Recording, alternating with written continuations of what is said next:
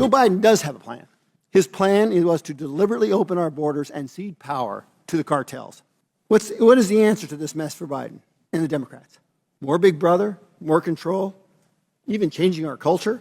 You know, it's unfortunate that this hearing started off with a ton of hyperbole and posturing, saying that President Biden and his administration have created the worst border crisis in American history. That isn't about oversight. It's about stoking the fears of immigrants and those seeking asylum. And it's something I take personally as a son of a Cuban refugee. For 2 years of campaigning, we've heard about the border, the border, the border. And here we are, and yet we're not being solutions-oriented. It's hyperbole and lies. Mr. Chairman, before I start, earlier, I believe I heard Mr. Gosar say something about President Biden's immigration policies being more big brother, more control, and more changing our culture. I just want a clarification. Is that what Mr. Gosar said?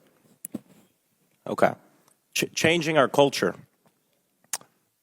I understand what he's trying to say.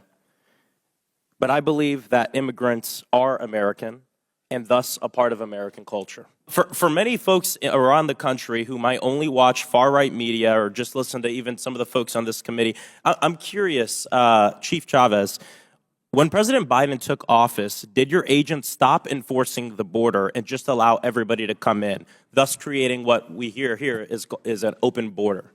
Did that happen when the president took office? Sir, thank you for your question. The answer is no, sir. Okay, we thank you. continue to enforce policy and laws. Thank you, I appreciate it. Chief Modlin, when President Biden took office, did the border just open and did y'all stop enforcing your policies?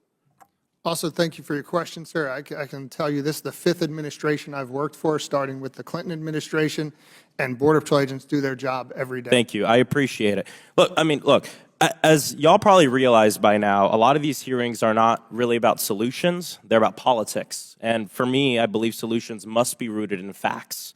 I know y'all probably watch the news and are aware of what's going on politically.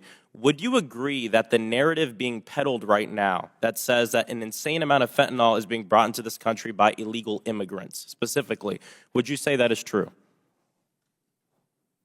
Sir, again, we're here to report on the facts on border security. I probably defer from giving an opinion on anything in the news right now. With the data, right?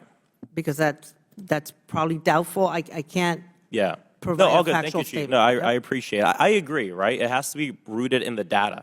You know, a Cato Institute report and CBP data shows that more than 85% of the illicit fentanyl entering the United States is brought in by citizens of the United States of America. So, Mr. Chairman, I request unanimous consent to enter into the record the 2022 Cato Institute report demonstrating that illicit fentanyl is primarily trafficked by U.S. citizens at lawful ports of entry. Without objection.